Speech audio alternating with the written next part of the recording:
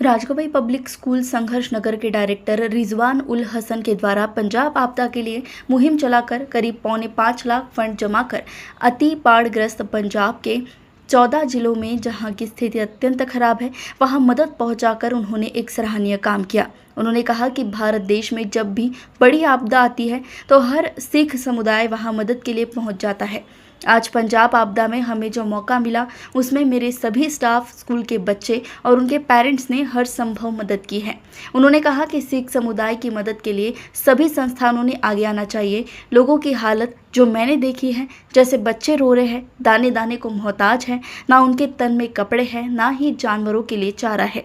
वहाँ की फसल खराब हो गई है। उनकी ये स्थिति देखकर बड़ा ही दुख हुआ। ऐसी हालत में मौलाना उस्मान साहब ने पंजाब के कई जिलों में मदद की है, बिना किसी जाति भेद के लोगों तक आर्थिक मदद पहुंचाई है। मैं चाहता हूं कि पंजाब बाढ़ग्रस्त में आपदा में कठिन जीवन जीने वालों की मदद के लिए हर संस्थाएं सामने आए और जहां भी मेरा मार्गदर्शन लगता है तो मैं उन्हें मार्गदर्शन करूँगा, ऐसा भी उन्होंने कहा है। पंजाब हेल्थ के लिए जो उनसे मदद ली वो सब अमाउंट वो जमा कर स्कूल के अंदर लेकर आए। कुछ लोग कह रहे हैं कि पंजाब को मदद की जरूरत नहीं है। क्या आपके अनुसार क्या उन्हें मदद की जरूरत है, ऐसा लगता है?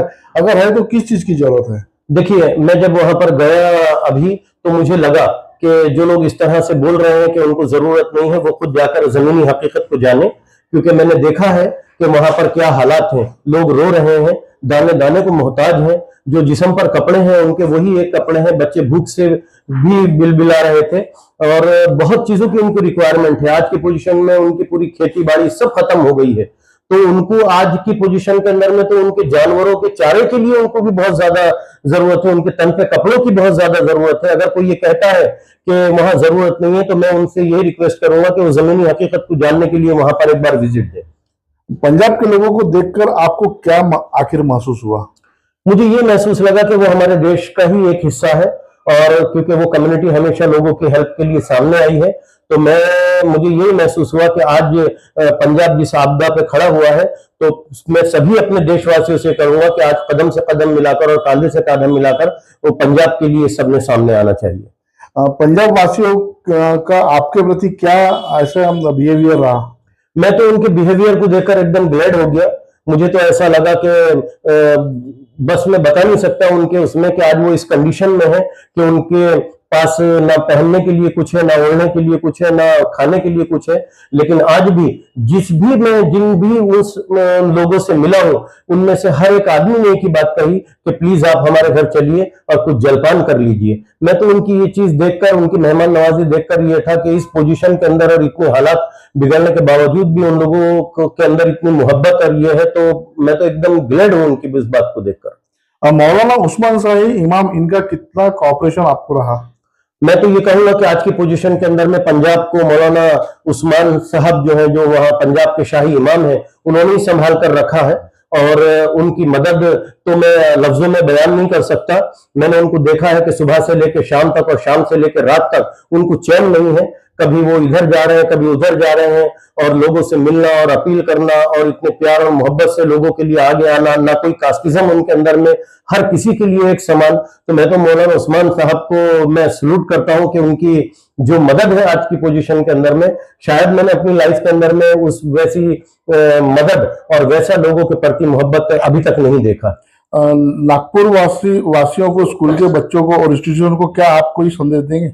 मैं यही संदेश दूंगा कि जैसे राजगवाई पब्लिक स्कूल के सभी स्टूडेंट, पेरेंट्स और संघर्ष नगर, महबूबपुरा और यशोधरा नगर, टीपू सुल्तान चौक, शिवाजी चौक, ये जैसे हमारे स्कूल के ऑटो वैन चालक, जैसे ये सब आज कदम से कदम मिलाकर आगे आए और इन्होंने पूरा दिलो जान से मेहनत की और दिलो जान से अपनी झोलियों को खोल दिया, तो मैं सभी इंस्टीट्यूशन, स्कूल, कॉलेजेस, मैं सबसे यही अपील करूंगा कि बूंद बूंद से सागर भरता है।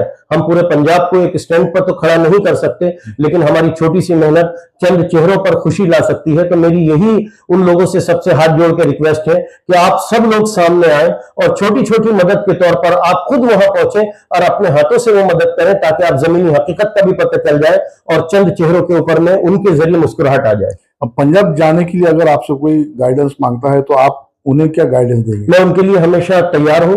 वो मुझसे जैसे गाइडेंस की जरूरत लेना चाहेंगे, मैं बिल्कुल वैसी गाइडेंस उनको दूंगा। वहां के कॉन्टेक्ट नंबर दूंगा, यहाँ से जाने का उनका पूरा रूट बताऊंगा, कहाँ उनको जाना है, कैसे जाना है, क्योंकि मैं 4 डेज वहां रहा हूं तो मुझे काफी कुछ जानकारी है। जब क्या है, जिस पोजीशन पर चाहे मुझे जो भी पुकारेगा गाइडेंस के तौर पर, मैं आधी रात को उसके साथ में खड़ा हुआ नजर आऊंगा। पंजाब के शाही इमाम ने और पंजाब के लोगों ने नागपुर वासियों के लिए और आपके स्कूल के बच्चों के लिए क्या कोई संदेश भेजा है? वहां के जितने भी लोग थे, जो सिख समुदाय था, जो वहां पर उस तकलीफों में थे, उनका तो प्यार देखने लायक था। जब मैंने उनसे कहा कि मेरे बच्चों को और हमारे एरिया के लोगों के लिए आप दुआ कीजिए, तो उन्होंने बहुत, उनके आंखों में आंसू थे और बहुत दुआ दे रहे थे। और मौलाना उस्मान साहब जो है, जो पंजाब के शाही इमाम है, उन्होंने मैसेज दिया है कि अगर हर एक आदमी थोड़ी थोड़ी मदद के लिए भी अगर आगे आ जाता है तो आने वाले वक्त में उसमें वहां बहुत ज्यादा मदद की जरूरत है, क्योंकि फसलें तबाह हो गई हैं, खेतों के अंदर 2-2 3-3 फीट रेत जमा हुई है, जानवरों के लिए, जो उनके जानवर है उनके खाने के लिए खाने नहीं है। तो असल जरूरत पंजाब को जो है वो अब पड़ेगी। तो अगर हर कोई आगे अगर सामने आ जाए तो पंजाब हमारे देश का एक हिस्सा है, बहुत मदद मिल जाएगी। ऐसा उन्होंने मुझे मैसेज देकर भेजा है कि आप प्लीज जितने भी हैं, आप जिसके जरिए भी, 1 हो या 100 हो, अगर ये मैसेज उनको पहुंचा सकते हो तो ये हमारा मैसेज उन तक पहुंचा दीजिए। और उन्होंने शुक्रिया कहा है हमारे बच्चों का और दुआ दी है हमारे स्कूल के बच्चों को, पेरेंट्स को, हमारे एरिया के लोगों को। ये उन्होंने पैगाम भेजा है हमारा।